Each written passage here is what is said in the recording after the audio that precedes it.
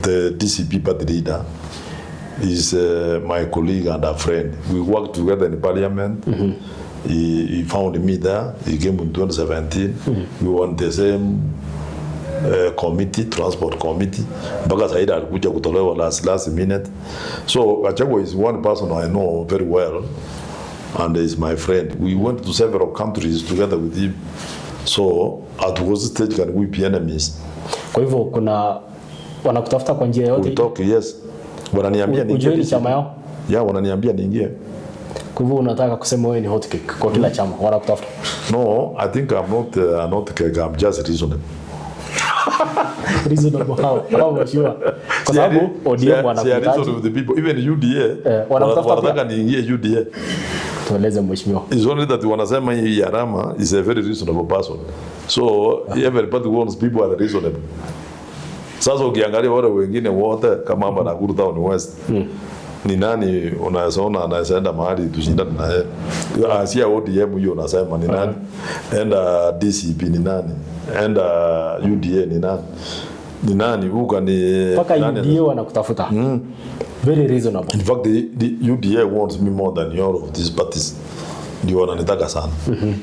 Don't be surprised that tunaweza kuwa na maja hii watu yote ODM, Jubilee, UDA tutamaji tutoe presidential candidate moja. Jubilee atoe Matiang'i akuwe running mate ya William Ruto. Anything can happen in politics. Mheshimiwa, huyo ndiye alikuingiza kwa bunge chama yake. After labda kwa hii mazishi yake labda umesoma nini? Hii maombolezi yake yote ya Raila. Kisa hizi paka kila mtu tu anataka tu kwenda kwa kaburi. Kuna kitu umesoma? Nimesoma kitu moja ya kwamba kama unataka kufaulu rasmi ukuwe controversial. Controversial.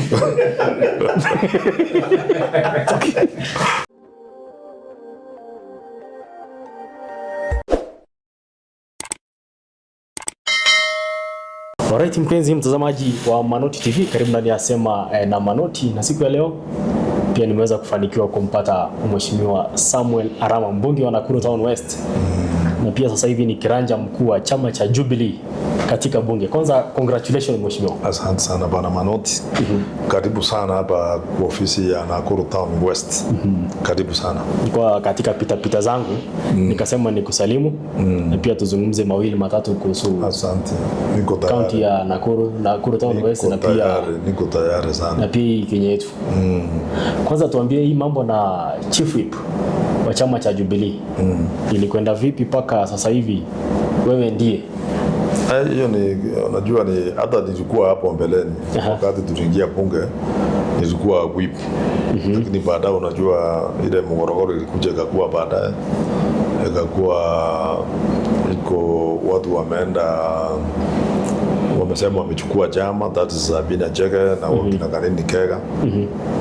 Ikakuwa initially even before kabla hatujafika hapo mimi nilikuwa whip, lakini sasa hivi walikuwa hapo wakaanza maneno ya Azimio, ikakuwa former prime minister the late Raila Amolo Odinga wameenda pale wakasema waje wa pesa Sabina Chege nikawajia, lakini initially hata kwa ile barua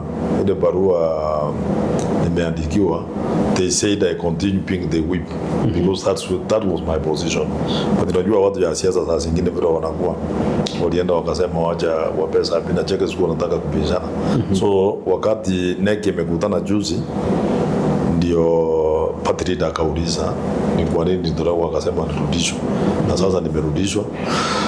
It's just the process. Ile process ya kwenda mpaka somwe bunge ndio tunaendelea. So tumepata kila kitu, the speaker ako naye. And I think in the course of next week, this coming week itakuja itasomwa. Ndio sasa niendelee na kazi ya whip ya bunge tuwekane pamoja. We have agreed on how we are going to go forward, kwa sababu party leader Bwana Uhuru Kenyatta amepeana mwelekeo. Na mwelekeo mmoja unajua ni ile sasa tuko na presidential candidate Bwana Matiang'i ndio presidential candidate wetu 2027. Jubilee imeteua yeye kuwa presidential candidate ya Jubilee, And of course, you know, we have united opposition where Wiper iko na Kalonzo Musyoka, DCP iko na Bwana Gachagua, Wamaru wako na DAPK. Then we have Martha Karua na wengine wote. Sasa ndio wataenda kukaa chini waone ni nani atapewa bendera. Kwa mheshimiwa unasema Jubilee iko ndani ya opposition.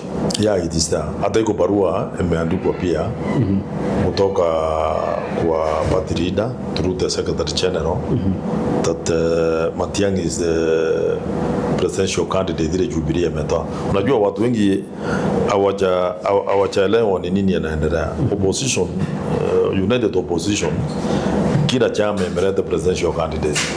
Then from there now, wataenda wakae chini waone ni nani. What is the formula of getting one candidate? That is the formula which ndio sasa tunataka kuangalia the formula and the system ya kwenda kupata one candidate. Watu wengi ni kama hawajaelewa. Wakisikia mtu anasema the presidential candidate wanasema anaenda we are going to united opposition to sit down to get one candidate. Whether they will agree is another thing. If they disagree is another thing again. Kwa hivyo sasa hivi hakuna mahali mnahusiana na mambo na tuta, mambo na Ruto, nyinyi mko opposition kama Jubilee. Jubilee, it has been in opposition when was this in the government. You know there are two different things here bwana Manoti. Lakini mheshimiwa mkuu ukisema wao unafanya kazi na serikali ndio nataka nikueleze sasa. There are two different things here. When you are elected na mmeshindwa kura, you are supposed to be in the opposition. Opposition in doing what? Oversighting the government. Now, if you start opposing the oversighting the government, does it mean that I cannot talk to William Ruto, who is the president? There is no any. So, mimi kuongea na William Ruto because who else can I talk to? Ana unajua kitu nimewaambia mara mingi sana. Lakini mheshimiwa acha nikuulize. Kuna serikali na kuna opposition. Kazi ya opposition inakuwa nini? Kwa sababu ni kupiga kelele, ni kukosoa tu serikali kwa kila jambo. Kama uanze kukosoa hata kama hakuna makosa. Can you start wacha nikuulize Manoti? Can I start making noises? Kwa sababu watu wanaelewa, kwa sababu opposition kazi yao ni kukosoa serikali. Kama iko makosa. Kama iko makosa. Sasa kama nani anafaa kupongeza serikali? Kama hakuna makosa. Hakuna kukosoa. So na nani alisema hatujakosoa serikali? There's a time I stood down here when we were in the bursary.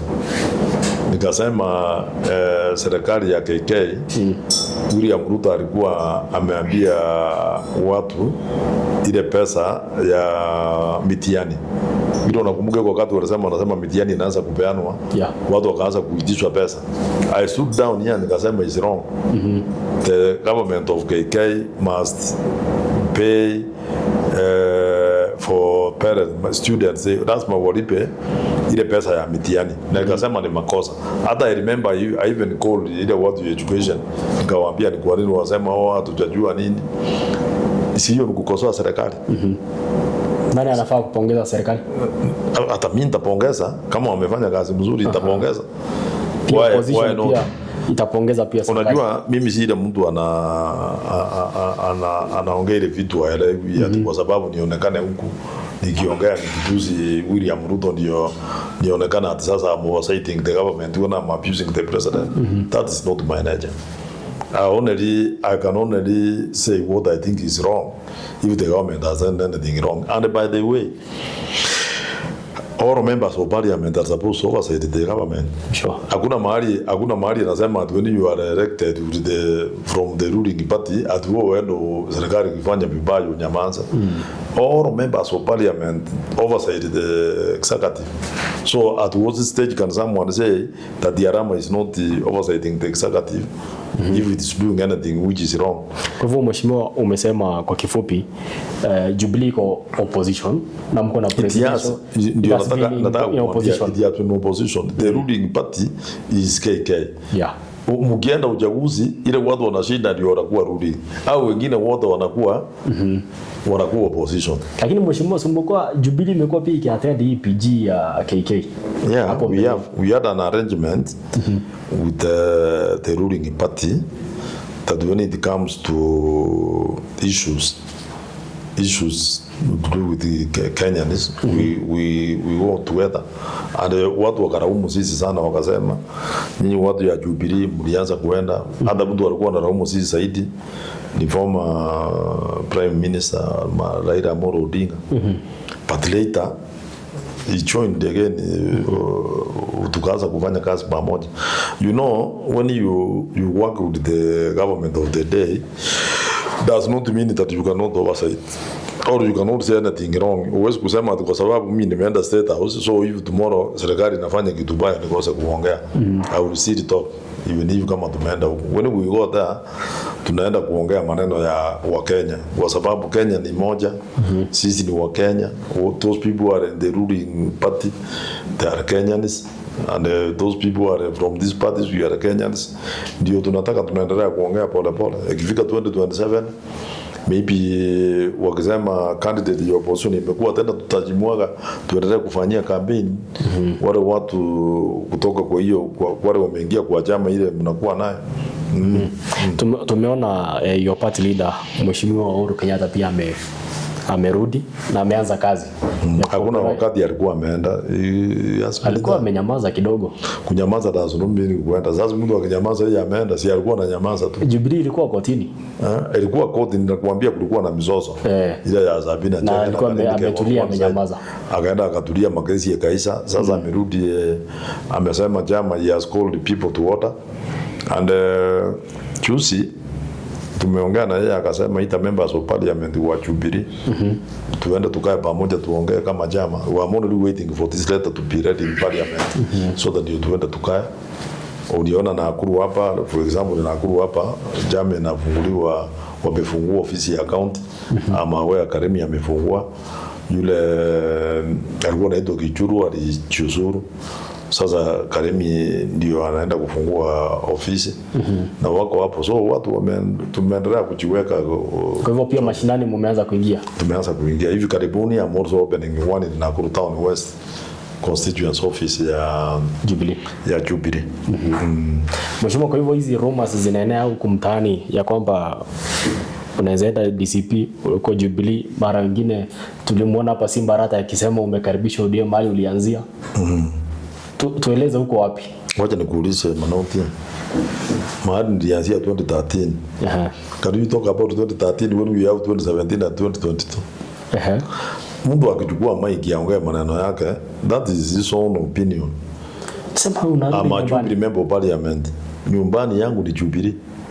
And don't forget that we have a presidential candidate called Dr. Fred Matiang'i, a close friend.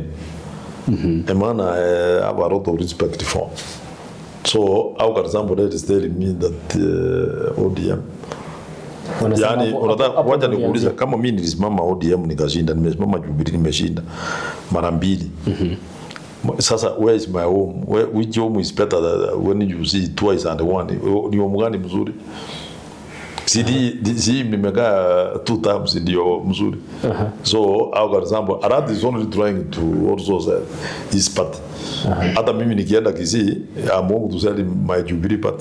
Ndana nieleza watu niwaambie tunataka huyu Arad atoka ODM akuja ingie Jubilee because we have a presidential candidate. Mheshimiwa, unafikiria ni kwa nini wanakutafuta? ODM inakutafuta na huyo deputy party leader sasa hivi anasema umekaribisha ODM. Jubilee wewe bado hapo ni leader. Na upande wa DCP nasikia pia chini ni kama pia wanakutafuta. DCP is in united opposition. And don't forget that the DCP party leader is my colleague and a friend. We worked together in parliament. He found me there. He came in 2017. We were on the same committee, transport committee. Mpaka Saida alikuja kutolewa last minute. So Gachagua is one person I know very well and is my friend. We went to several countries together with him. We want to pick up on one of these fine days umweleza umwambie kama ananijua atakwambia Rama anamjua sana because we were in the same committee. We were doing the same work. We used to travel out with him when we were outside the country. So si mtu anaweza nieleza uniambia ati kanivima enemy. despite the fact that hawa walikuja aliingia UDA, mimi alibend in Jubilee. Party leader yake ya 2017 waka alikuwa ni Uhuru Kenyatta. So at what stage can we be enemies? Kwa hivyo kuna wanakutafuta kwa njia yote. Yes. Wananiambia niingie ni chama yao. Wananiambia niingie. Kwa hivyo unataka kusema wewe ni hot cake kwa kila chama wanakutafuta? No, I think I'm not hot cake, I'm just reasonable. Reasonable how sure? Kwa sababu ODM wanakutafuta the people, even UDA wanataka niingie UDA. Tueleze mheshimiwa. It's only that wanasema hii Arama is a very reasonable person. So everybody wants people are reasonable. Sasa ukiangalia wale wengine wote kama hapa Nakuru Town West. Ni nani unaona anaenda mahali tushindane na yeye? Asia ODM hiyo unasema ni nani? Enda DCP ni nani? Enda UDA ni nani? Ni nani huko ni paka UDA wanakutafuta. Very reasonable. In fact the UDA wants me more than all of these parties. Ndio wananitaka sana. Lakini mheshimiwa utasalia Jubilee ama pia wakati ukifika kuna vile pia utaangalia upepo unaenda wapi? Wapi hiyo? 2027. Uko bado Jubilee ama? Mimi niko Jubilee. I'm in Jubilee. Now, Manoti, let me tell you.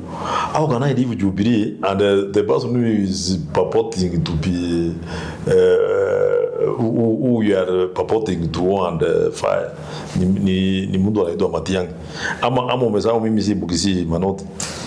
Hakuna vile unaweza acha Matiang'i. Hii chama no, siku hizi kila watu wanaenda kwa watu yao.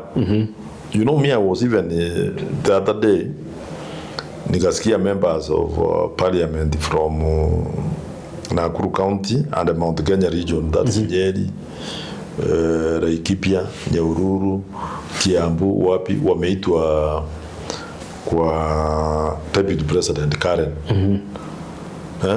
Lakini unajua mimi sikuitwa. I was not called. Sababu ni Mkisii. Mimi ni Mkisii. Na una support Matiang'i? No, maneno ya supporting yate huko imefika hapo. Wako na ukabila.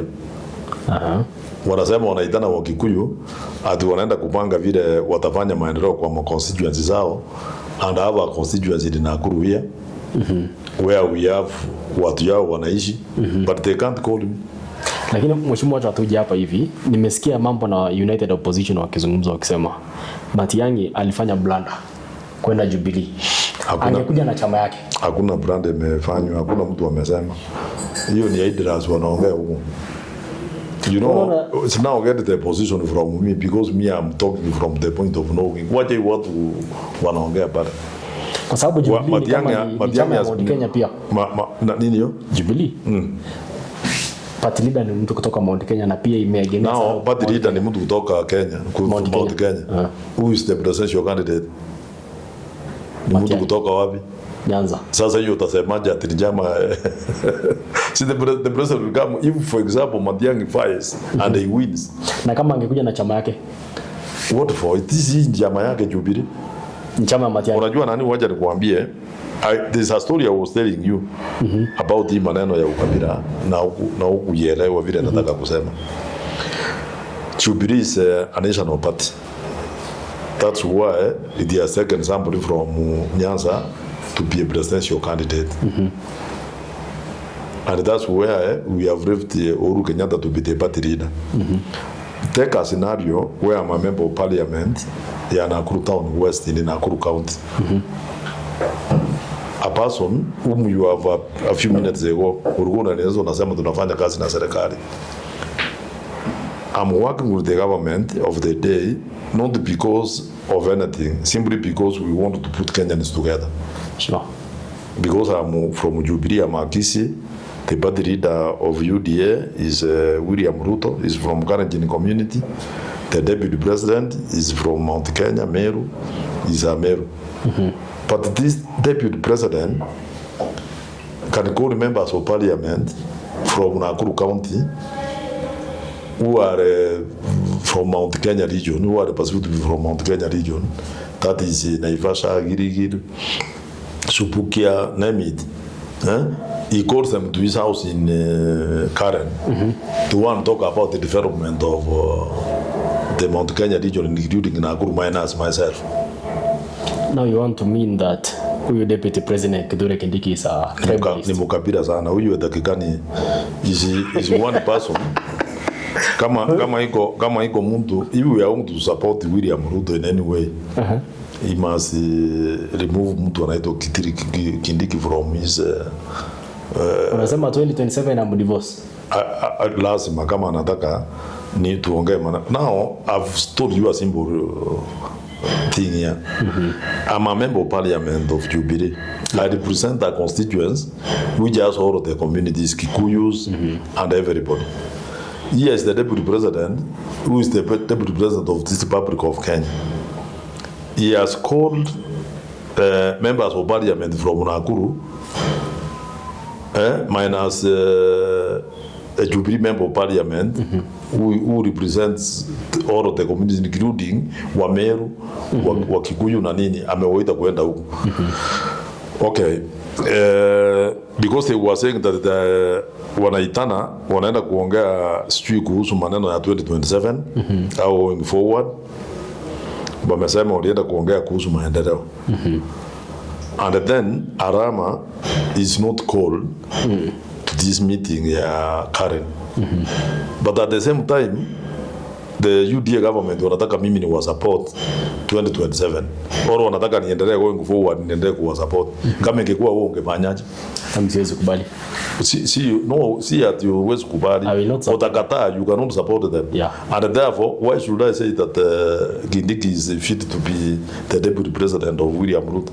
When William Ruto comes in Nakuru here, atakangi kujua wewe ni chama gani. Tunaitwa state house sisi wote. Tukienda pale tunakaa vile tunakaa hivi. Anaenda anasema Arama iko kapteni wa Nakuru Town West iko aje, unamueleza Kikaria, unamueleza.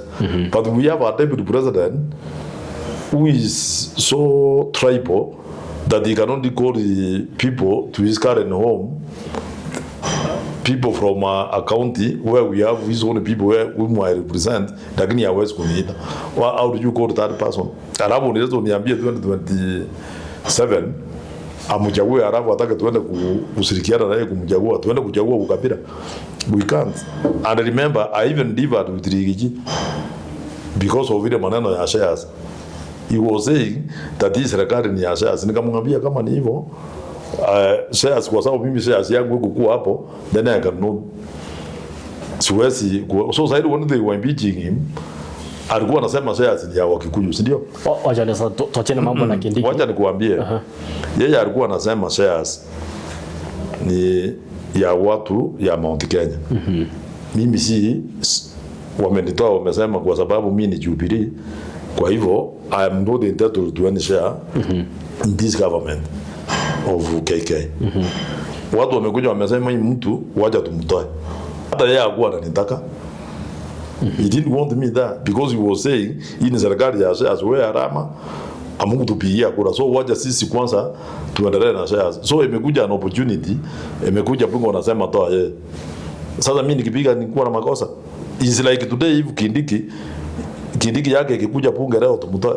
Utakuwa kwanza. I would be the first, wacha nilienda kuweka chini. Nitakuwa mtu ya kwanza kuweka. Kwa sababu tunapaswa kwenda kale. Of course kukutana kwa watu unataka kwenda kuongea kuhusu maendeleo. I don't need to go there ndio nipate maendeleo. Sure. Because maendeleo, I'm in parliament and now I can get my development. But I find it so mean that a deputy president can call members of parliament from Nakuru County, minus Arama, who represent that because I don't come from Mount Kenya. When I represent so many Mount Kenya people in my constituents, I think it's awkward. Tuachane na Kindiki kwa sababu hayuko hapa kujitetea. Lakini sasa alienda, you don't need to, doesn't need to be here. Lakini si uende usikie kama watu wako huenda. I'm not walienda lini? Lini? 3 days ago. Wani usomangi gazeti Manoti. Manoti nitakununulia gazeti huo unasoma. Sasa mheshimiwa 2027 umesema huyu atupiliwe mbali. Nani huyu? That man is not fit to be. Sasa Ruto aenda wapi? Achukue nani? Si achukue hata mtu kutoka Nyanza huko. Wacha tutafika hapo. Tuko hapa bado kwa Jubilee. Tunaona wakati Matiang'i alikuja Kenya, alipokelewa sana Kisii na Nyamira na Kenya mzima. Lakini sasa hivi tunaona governor wa Kisii Simba Arati.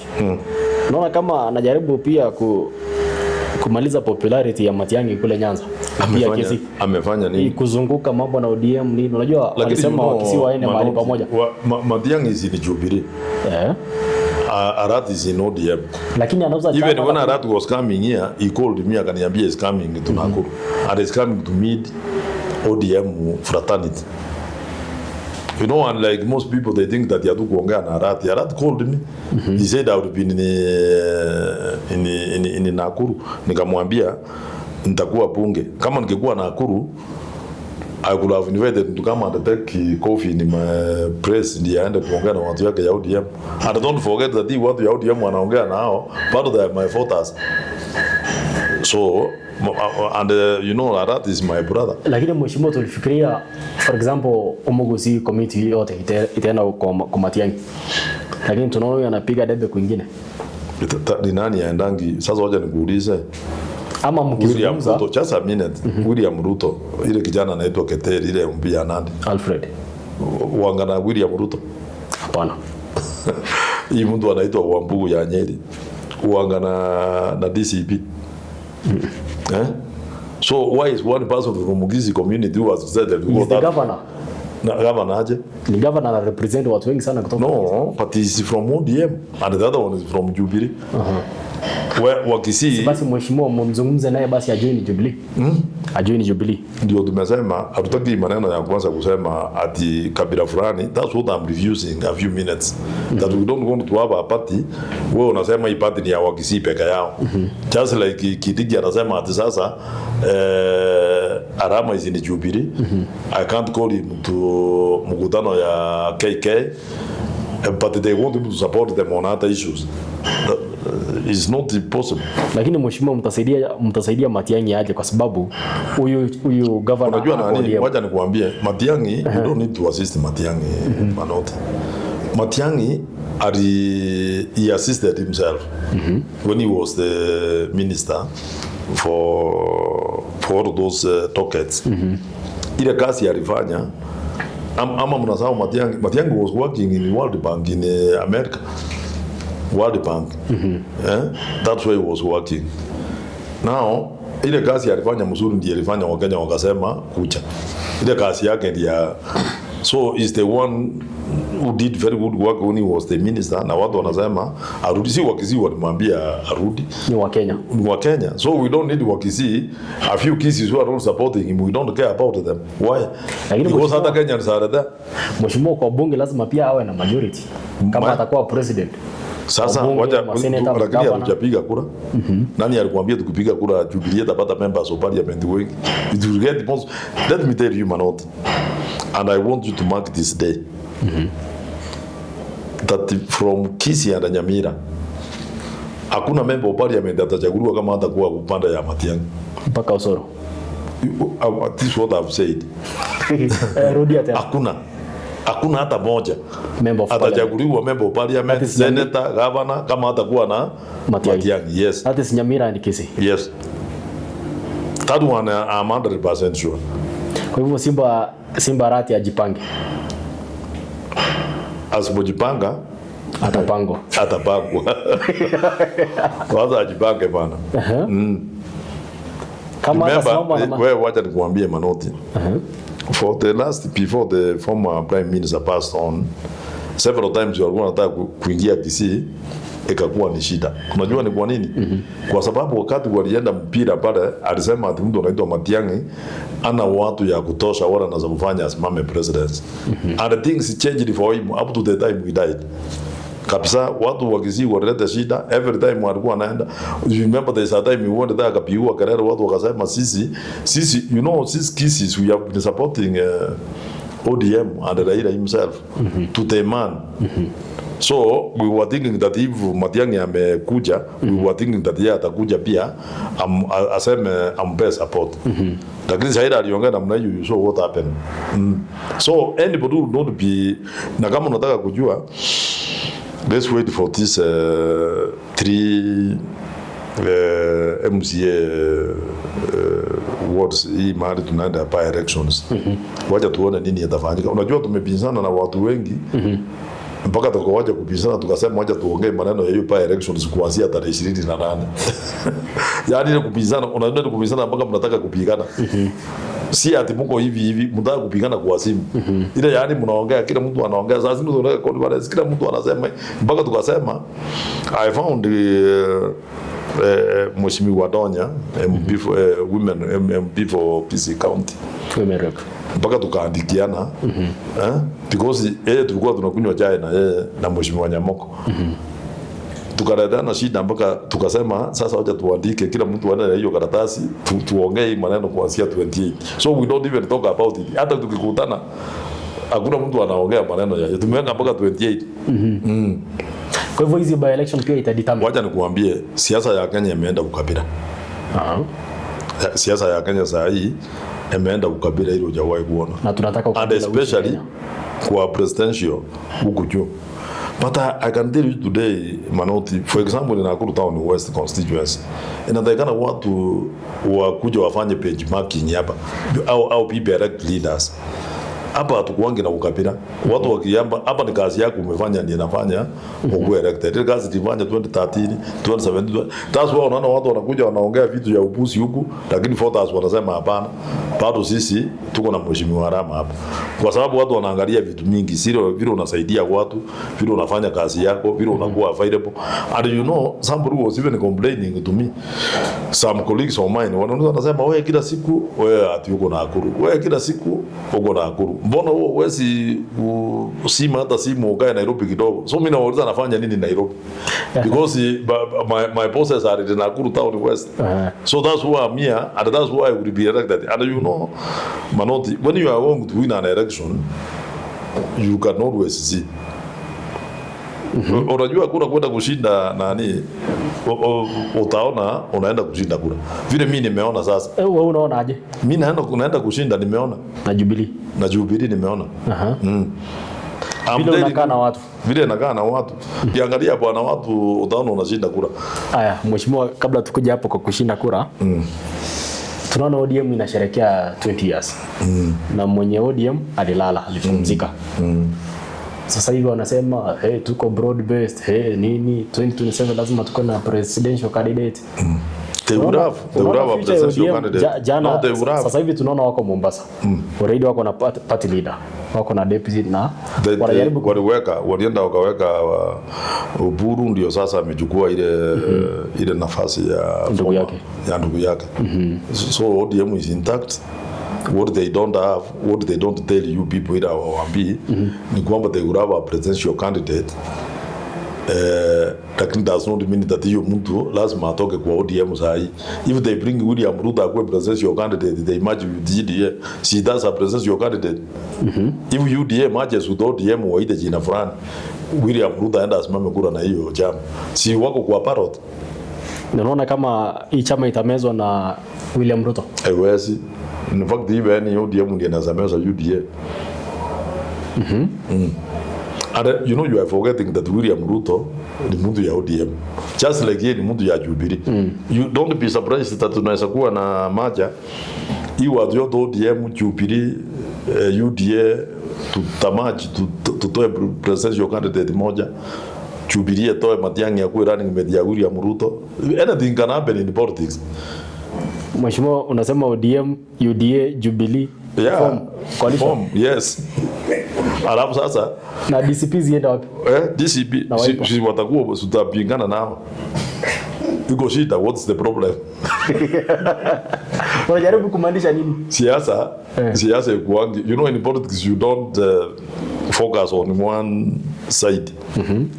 Hata mimi saa hii unajua somebody mtu amenichekeza ameniambia Arama, kwani wewe umeenda DCP? Nikamuuliza kwa nini? Ati mumeonekana na kamanda.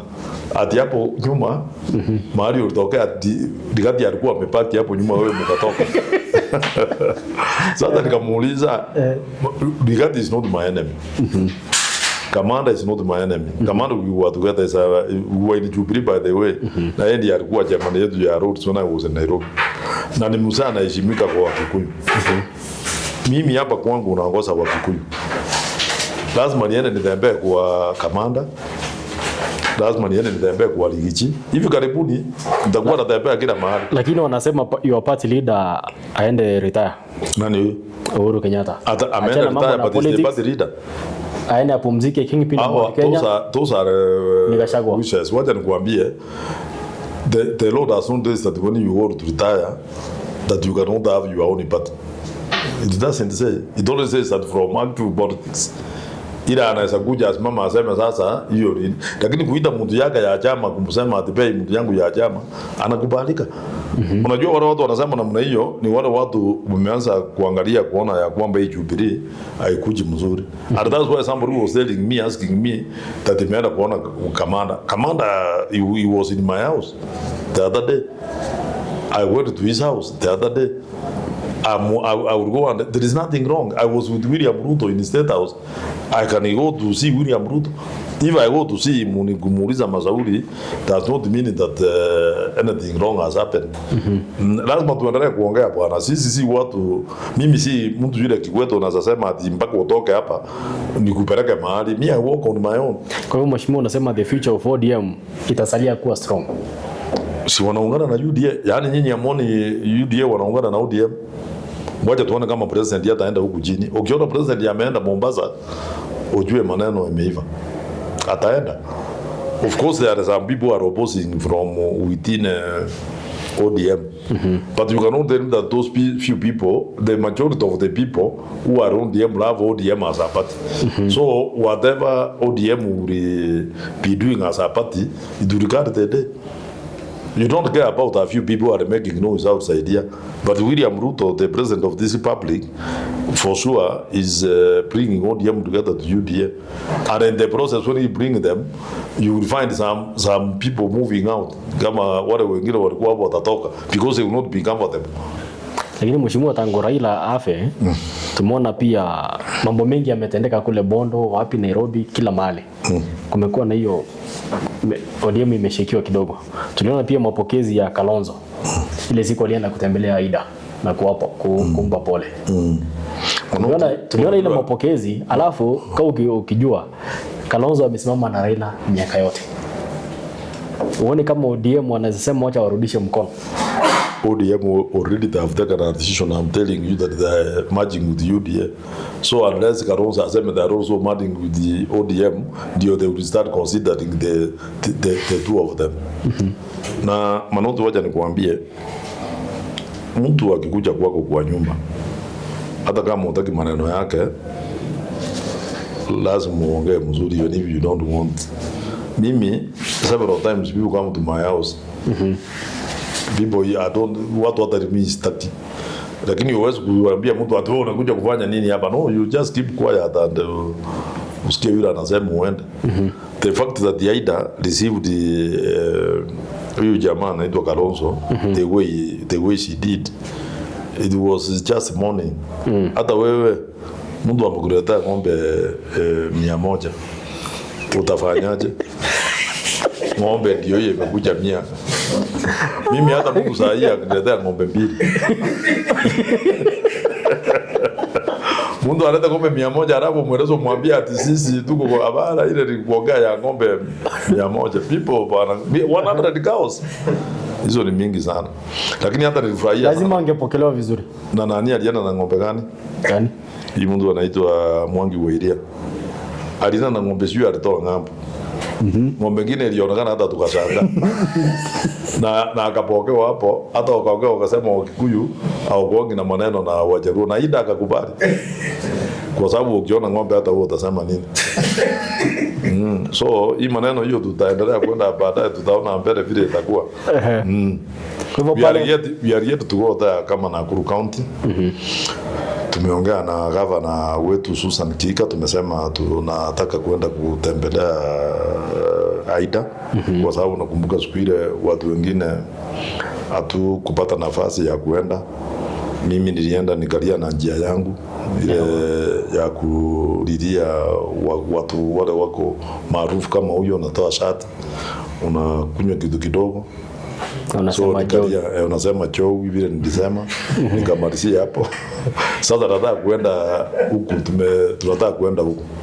So tukaenda kuitisha date, tukakuta is packed mpaka next year January 30th. Hiyo ndio tulipewa nafasi. Lakini mheshimiwa, pia tuliona mlitoa mabasi mengi sana watu kwenda mabasi nilitolea watu yangu hapa. Unajua Manoti, me am one person who is in this position because of ODM fraternity in Nakuru Town West. In 2013 they all came together wakanipigia kura. So ODM is a party I have a lot of respect for, despite the issues zile zienda kukua baadaye nikatoka nikaingia Jubilee, lakini ODM ni chama ilinisaidia nikakuwa for the first time nikaingia bunge na hiyo ilikuwa mara ya kwanza maybe niseme mtu kama Mkisi kupata kiti outside Kisi and Nyamira, mimi na Arati. So Arati was in ODM, I was in ODM. So we have a lot of respect for ODM as a party because Papa alikuwa ameleta hiyo chama, watu walikuwa wanapiga kura vile wanapigia chama yao. So wakati tumempoteza Raila Amolo Odinga, it really, even if we had some political difference views, it's normal.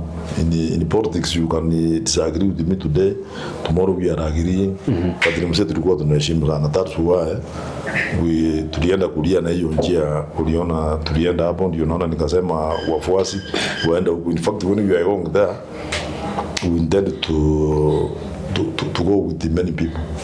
Tunataka kuambia mapasi yote ya mashule siku hiyo, we want to go at least not less than 3,000 people. Lakini mheshimiwa, huyo ndiye alikuingiza kwa bunge chama yake. After labda kwa hii mazishi yake labda umesoma nini? Hii maombolezi yake yote ya Raila kisa hizi paka kila mtu tu anataka tu kwenda kwa kaburi. Kuna kitu umesoma? Nimesoma kitu moja ya kwamba kama unataka kufaulu lazima ukuwe controversial.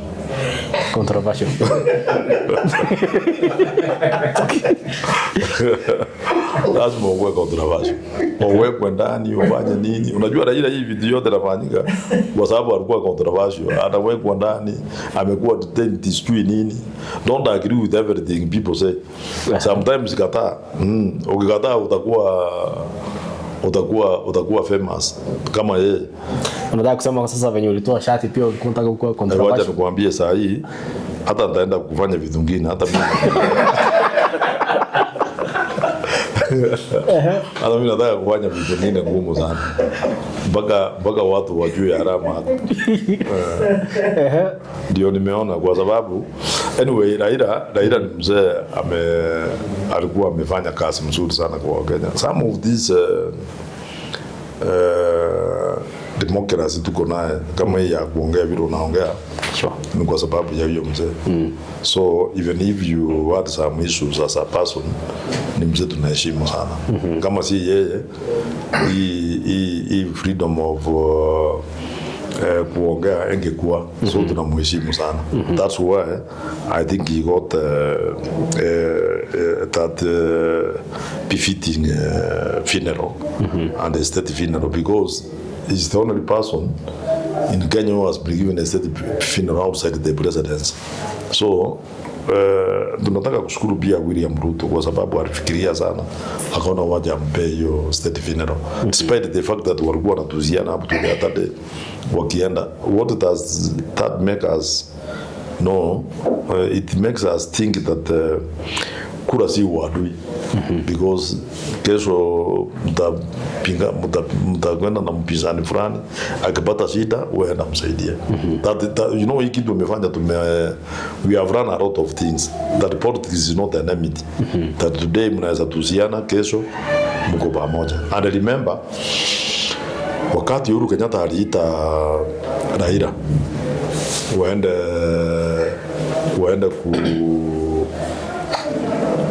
wakati Uhuru aliita Raila waende kusalamiana sote tukute handshake. William was opposing it. Na unakumbuka akienda alikuwa anasema sisi nikipata serikali hakuna handshake.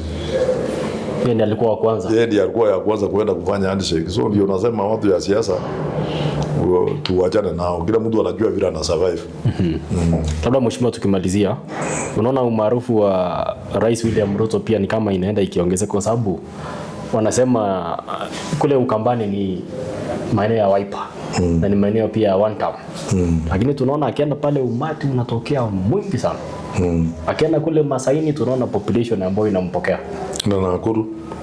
Nakuru hatujui. Si alikuwa hapa Nakuru, watu walienda 10,000. Wapi? Huko State House. Okay. President anaendelea yako sawa, wacha tumuombe. Unaona kama hii tutam ni kama reality. Is a reality ya kanisa. Ikiendelea. Unaonaje? Sijui, wananchi wataamua. Kwa sababu tukijaribu kuangalia kama jana alikuwa kule Ukambani na pia leo yuko pale bado. Lakini wacha niulize Manoti. Tunaona mapokezi iko hali ya juu sana. Me I'm not seeing a problem if William Ruto wins 2027. What's the problem? Si watu wa Kenya wengi watakuwa wameona amefanya kazi mzuri wampigie kura. Na sisi tutakuwa hapo na watu wetu wale wanasimama na yeye. Lakini mheshimiwa anasema anataka kutoa Kenya third world to first world. Unaona kama I don't know. Is it possible? Sijui what do akifanya nini sasa? What have we done which can make the difference? Because we are all Kenyans. Ni nini tumefanya? Anataka kubadilisha Kenya iwe kama Singapore. See about he has all the time and the energy. See, let's wait and see. Why are we doubting? Si tuongoje tuka hapa tuongoje. Ikifika tu unajua the goodness with William Ruto, me I like him so much because he's practical person. Very practical. How? Yeye anaeleza anasema mimi naendelea kufanya kazi, ikifika 2027 nitakuja na report form yangu. In fact he has made me now know that even in Nakuru Town West, when I go to functions, something which I have not been saying, I will also be saying it now. That ya watu wapinzani wangu nyinyi endelea kupiga kelele. Tukutane 2027 nikuje na report card. Something which I didn't know. Kumbe unafanya kampeni mzuri namna hiyo. So, waje tuongoje report for. Unajua yeye anasema kila mtu apige kelele. Muite one time, muite Kasongo, muite Sakayo, yeye atakuja na report card yake akuja aseme which is something which I didn't know that you can tell the people that go and wait msete maneno mingi. Sasa mimi naambia watu waongoje, hata mimi nimeanza hiyo 2027. Watu wapige kelele, wasipige, mimi nakuja na report form. Kwa hiyo miaka mitatu report card yake unairate 1 to 10. It's just too high. Nobody can say that I've not done anything. But not even in this office. Wacha nikwambie yangu mimi yule kila yeye ndiye atakuja na yake, mimi sijui yake bila yeye anajua yake atakuja na yake. Mimi nataka kukuambia yangu. Tuambie. Sasa for example yangu tuseme for the first time in Nakuru Town West tuko na ofisi ya CDF. Na hiyo ofisi hata ukienda hapa wakina mama siku hizi wanakuja wanafanywa training, wanafanya nini. Tuko na ofisi ya vitambulisho hapa. Tuko na ofisi almost we are housing government departments here mpaka machifu mpaka nini. So I would say hiyo tuseme kwa hiyo maneno weka tick. Ukakaribu put x ni tick. Alafu kuja maneno ya basari. I would say the basari is already forms watu wapatwe. Sio kama watu waliandika waweka hapa chini. Nilikuwa nimesema kuanzia next week, from next week wakuja uanze kuchukua forms ya basari nini tuweka hapo. Hiyo ni tick. Tuende kuseme hiyo watu wengine walikuwa wanaleta fuja hapa kutusi president, wananitusi Susan Kika, wanatusi viongozi, nikasema wataandikwe. Hiyo weka tick. Si watu wakitusi watu mabarabara. Unataka kusikia hiyo yako. Hiyo yako tandikwa. Hiyo kwa la ukitusi president, ukitusi Arama, ukitusi Susan Kika, ukitusi viongozi, iko vijana tunaambia taandika hiyo watu. Lakini mheshimiwa hiyo sio mzuri. Si ninakwambia watu wanaweka tiki. Si nimekuambia tiki zangu. Wewe usianze kusema my ticks. Iko watu wengine wanavuza wanasema kwa nini mnatusi mheshimiwa na anafanya kazi nzuri. Sasa watu kama hawa unajua if you are seeing is wrong na wengi wanaona ni mzuri, then I will carry the day because most people are saying that don't Lakini abuse. mheshimiwa, hatuwezi encourage mambo na vita. Kwa nini? Hakuna vita. Unajua kutandika mtu mmoja ati unatusi Arama, hiyo si makosa. Si vita. Unajua vita ni zaidi unasema atuaje, lakini sasa kama unanitusi na watu wameona hata sijawatuma. You know I've not sent anybody to go and repeat anybody. So uchukue sheria mkononi. Gani? Hiyo ndio sheria hiyo nasema mtu unatandikwa unapelekwa station. Station iko. Haya, twende hapa kwa mabarabara. Tunaona mabarabara nyingi sana ya lami iko pale Ronda. Na kuna wards zingine ambazo hazina lami. Umeenda pale London hii? London kunayo. Umeenda huko? Kaptembwa. Hiyo ni ward gani? Ni Nakuru Town West. Ni ward gani? London ward. Umeenda pale chini Kaptembwa hapa hii nini tunatengeneza hapa chini? Ronda ward. Ronda kila mahali kuna. Si Ronda ward. Unajua Ronda bado ni Kaptembwa. Kuna Ronda ward. Ya Mwariki. Ya Mwariki hiyo is different. I'm telling you kwa barabara ya Arama tumetengeneza lakini is within Ronda area. Kaptembwa. Ukienda pale ng'ambo hiyo ukipanda kuenda juu umewahi kuenda? Ni kama sijui ni 1 km peke yake. 1 km. Ama ni ngapi? Unajua nani maendeleo pia inakuja na vile mnapiga kura. Sasa 1 km next time unaenda kilomita 2 kuendelea. Hiyo maendeleo inaenda hivyo. Sasa kwa hivyo pia hiyo mambo na barabara pia ni tika. Si of course. Si hata watu ya ng'ambo wanafurahi sana, ni vile wewe hujaenda hapo, enda fanye nini usikie. Wanasema hii mheshimiwa Arama makosa tunafanya ni kuwasa kumpelekea kura, lakini mtu anatuzegeleza barabara. Kwa hivyo ukipewa kura tena utaunganisha kutoka hapa ng'ambo ipate baruti. No, very soon we are making it. Tutatengeneza barabara salami. And unajua saa zingine hata mimi nimejaribu sana kwa sababu ukiangalia the Nakuru county constituency kwangu ndio lami inatengenezwa na maybe Naivasha nilikuwa nimeona hii gili president aliweka hapo. I think I've done well putting in mind that the constituency when I took over there was nothing, hakuna rami, hakuna unajua wewe Manoti umekuja hapa juzi hapa hii Kaptembwa iko na pitika hizo kwa mjinga. I think I've done my best and hata nilikuwa nimesema even if I don't win I don't have a problem. I've done my best. I've done my best. Kwa hivyo kila kitu yako ni tick. Unaona X itakuwa wapi? X moja kama 1 2. X. Mimi naona zote ni tick. Kama unaona lakini ya kutandika watu hiyo ni X. Hiyo ni moja basi. Kama unasema ni X. Unasema ni X, hiyo ni moja. So moja huwezi kufanya nishindwe kura. Lakini president alikuja huku juzi Nakuru na tukumwona Nakuru Town West. Niona watu wakipiga kelele. Wakisema kwani hakuna miradi Nakuru Town West anaweza kuja ku launch. Na unaamini hakuna? Tuambie wewe unafaa tuambie. Wacha nikuulize. Mbona hukumkaribisha Nakuru Town West? Ile Milimani Primary. Hiyo Milimani Primary. Kani is there any school? A primary school in Nakuru County which is as big as here Milimani Primary iko? Sijaona. Just go and what everywhere hakuna in Nakuru. Mheshimiwa, inafunguliwa lini? Hiyo naenda kuifungua mimi. Ndio wewe mwenyewe. Si ndio? Ni yangu. Mimi naenda kufungua. Why do you want the president to come and open it? Mheshimiwa, tunaona akienda mahali mbunge anasimama anasema tusaidie hapa, tusaidie hapa, tusaidie hapa. Umewahi kusaidika ukikuja ukisema kama hujaweka budget utasaidika kweli? You know, the president pia anasimama anasema, wacha nikuambie. Anasema nimewapa hii barabara, nimewapa hii pesa. Let me tell you today and it's on a very serious note. President hawezi kukusaidia upate mradi if kama wewe mwenyewe member of parliament hujaweka kwa budget. Because even he president anasema weka anatumia article 223 which allows the president to kutumia ndio baadaye you regularize. It allows him. Even with that one, you must go back to parliament and put that thing in the budget. Something which to me I put things in the budget and I follow the ministers and the ministries mpaka zinaenda zinafanyika. That's why unaona mtu mwingine anasimama anasema wewe Arama hii kitu ulikuwa umefanya umetoa that school I've built is not from CDF funds. It's from government funds which I started 4 years ago. Tunaenda tunatafuta pesa, unaenda unaweka kwa budget, unafuata unaweka.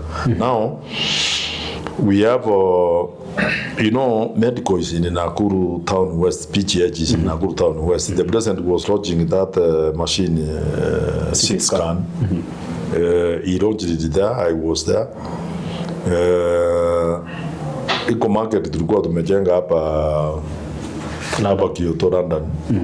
Lakini wakati ya watu walianza kufanya ile vurugu na nini, wakaenda wakaipa mabati wakafanya nini, but we have put another market there which is bigger than ile iko hapo. Is modern market hapo gani? Modern market around 100 million. Itaiko hapo Kyoto hapo mali hiyo ilikuwa hiyo uwanja unaona imeanza kulima, we put a market there. And then we have affordable houses pale ukienda hapa hii junction ya kwenda Njoro hapo Soiro. We are putting 1,600 affordable houses there. The award was given to the contractor, and we hope that the president will come and launch it any time once he comes back to Nakuru. So watu kusema ati unajua mimi ningetaka kuambia president kuja around afanye nini, but I didn't find it necessary. Lakini atakuja. You will come and launch hiyo soko na hiyo affordable houses, and maybe tutafute one of the roads ya kuja afungue barabara moja. Tumefanya tamak kidogo. Tutamwambia kuja tusaidie kufanya. Kwa sababu uko mheshimiwa kwa kamati ya roads na transport. Rironi Mo Summit tunaona ni kama hii kitu itafanyika kweli, kwa sababu president alisema atakuwa huko Nakuru. Itafanyika before date 16. The next 2 weeks the president is coming to launch. Anakuja ku launch hiyo barabara in the next 2 weeks. Unajua Wakenya wanakuwa na ile hamu. Unajua tuliambiwa ni June ikakuja sijui kutoka ile December. Sasa hivi tuko mwaka unaisha. Lakini afadhali iende mpaka pole ikuje. Tunasema pole ikuje. It doesn't matter. Even if you come next year, there's no problem. But people are traveling Nyagai yote kwenda Nairobi. So let them wait. The president is coming to launch the road. Anakuja. By the way, hata the rates zile wamesema is very flexible.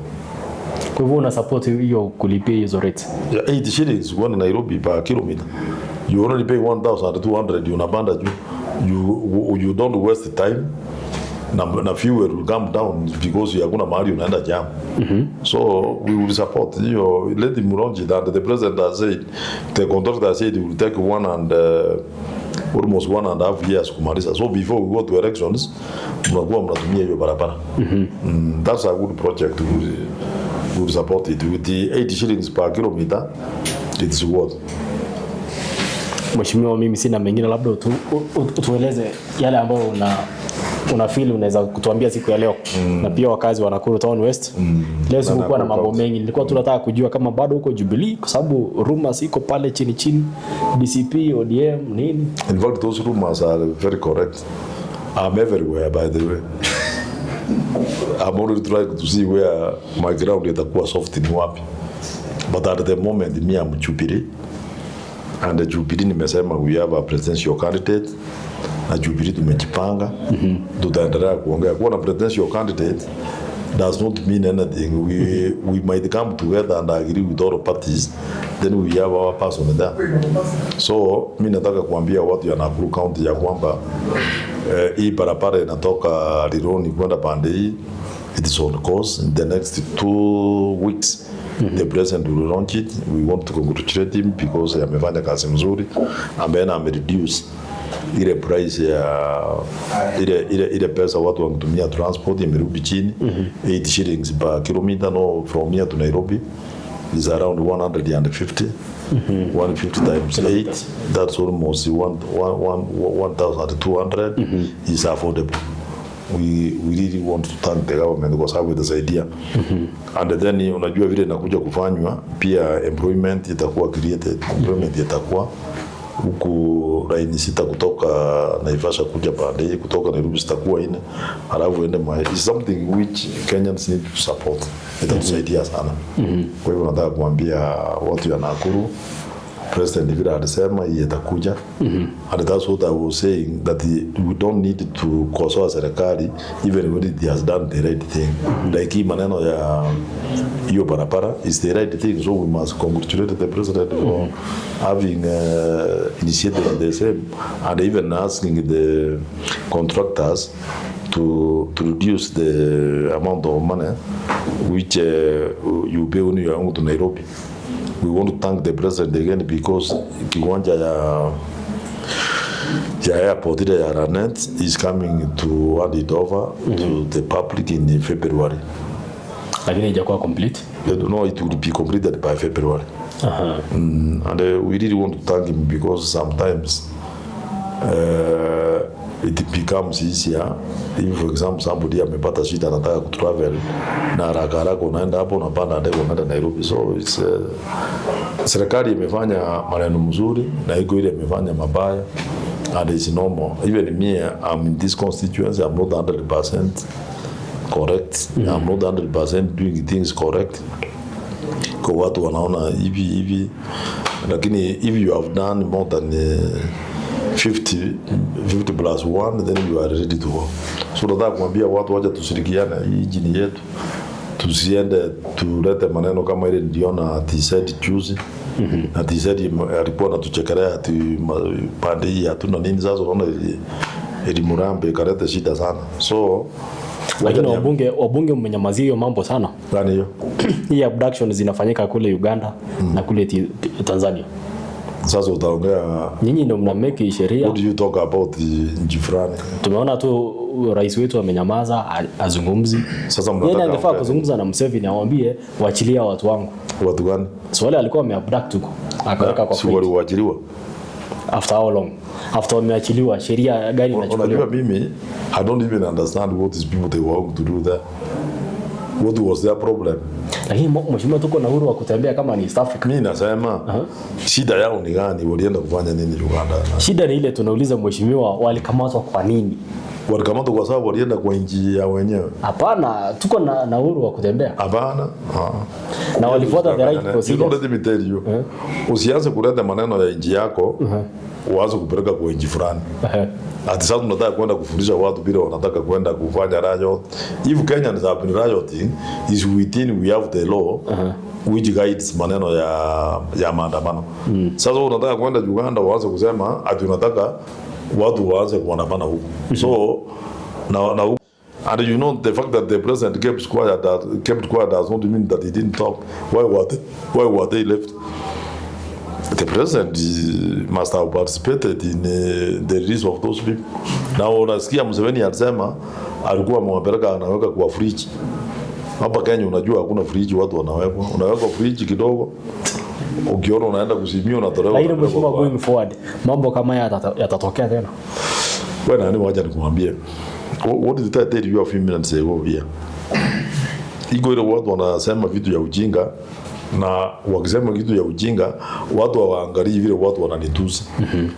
Wanaangalia vile wametandikwa. Hakuna kuongoza unaongoza bila kutandika watu. Tuachane nayo. Wacha waje. Leo jaza hata salamu kwa gavana wako Susan Keka. Hukuuliza. Tunamaliza interview na hata hujamtaja bwana. Gavana ndio gavana wangu 2027. Unajua wacha nikuambie. You know me, I'm one person who hakuna demokrasia ile uchaguzi kuelewa. I will support governor for 2027 and I have said it before. It doesn't matter atakuwa chama gani. Me I don't support chama. Me I support an individual as a citizen my people. Lakini mheshimiwa tunaona ni kama ameshindwa na kazi. Wapi? Tunaona anapeana project zote kwa national government. Barabara zote mimi nauliza, mnataka kazi ifanywe ama mnataka mheshimiwa mabarabara? Nani anafanya kazi inatokea wapi? Hapana mheshimiwa, kuna hivi. Kama mimi naenda hapa Uganda, unaona sasa hivi yakuja anatengeneza barabara zote amepeana kwa NYS. That means contractors wale ambao wanatengeneza hizi mafida roads wamekosa kazi. Lakini hawaja complain. I've not heard any of them complain. Wana complain sana. Wewe Manoti, you are not a contractor. Why are you complaining? Nani anakuambia mimi si contractor? You are not a contractor. Unajuaje? Wewe you are not a contractor. Ndambia Susan yatafute fridge hapa. Fridge. Tunaona Afra Stadium. Yaani karibu kila kitu wanapenda. Fridge. Tuweka mahali ya kuweka ile watu wanaleta maneno mingi kama wewe. Tutakuweka kwa fridge for 1 hour tutakutoa nje. Mheshimiwa anasema asante sana kwa kutenga muda wako. Nasemaje? Kuna question hapo sasa. Gani? Uliza tu. Uliza bwana. Uliza swali. Uliza swali. Mimi niko hapa. Kuna hii mambo ya Museveni na Indonesia. Hiyo tunataka akuje. Hata tumekaa Kenya, tumekaa sana bila kupigana. Kama na nchi fulani. Waja akuje tupigane. Unajua hiyo wanajeshi hata wamekaa bila kufanya kazi. Waja aase kugremu tupigane, hiyo maneno inaisha. Kwa hiyo unasema Museveni akujie Indonesia. Alafu tutaandikane na yeye tumtandike. Wanajeshi wetu wamelala sana, hawajapata kazi ya kufanya. Sasa Museveni ameleta kazi. Waja tuona akuja hapo ndio atajua Wakenya wako. Tutamtandika. Mheshimiwa, dai kutandikana ni kama unapenda sana. Hapana, unajua wanajeshi wamekaa sana bila vita. Why are we paying them salaries and they are not going to kupigana?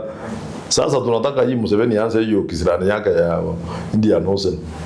Alafu sasa ndio na watu wetu watoke ndio tuone tu. Kwanza tulisema tutaanza kutuma, unajua sisi we have very sophisticated system of defense. Siku hizi hata watu yaani waesi nini tutaanzia hapo. By the time tukifika the main one, Museveni atakuwa amerudi Uganda ameinua mikono juu. Let him come.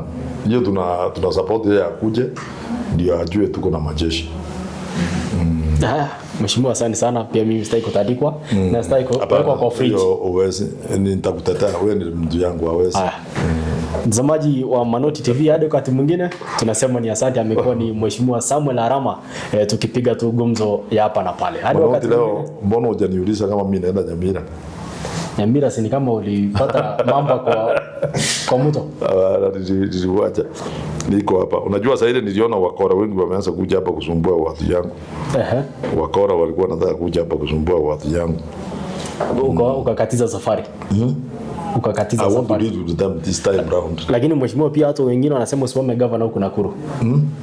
2032. Susan, nataka Susan yaingie, rafiki yangu. Akiingia 2032 tumekubaliana na yeye. Lakini pia mheshimiwa, hata hii ya 2027 tunaona ni kama ni ngumu kidogo. Kura na nani kuange rais? Hakuna wakati watu wanakuambia kama hapa kwangu mimi naona ni rais. Lakini watu wananiambia ati wanaona kama iko watu wanataka. Umeona mtu anasimama hapa kura na Nakuru town wewe alitoa. Umeona hata moja? Na wewe nikakwambia mzuri juzi, kama unataka kuja kukua hapo niongeleze mzuri ni kuweka ukakataa. Sasa unaona hata anatafuta mtu yule ndawajia 2032. Haya. Kwaheri. Manoti.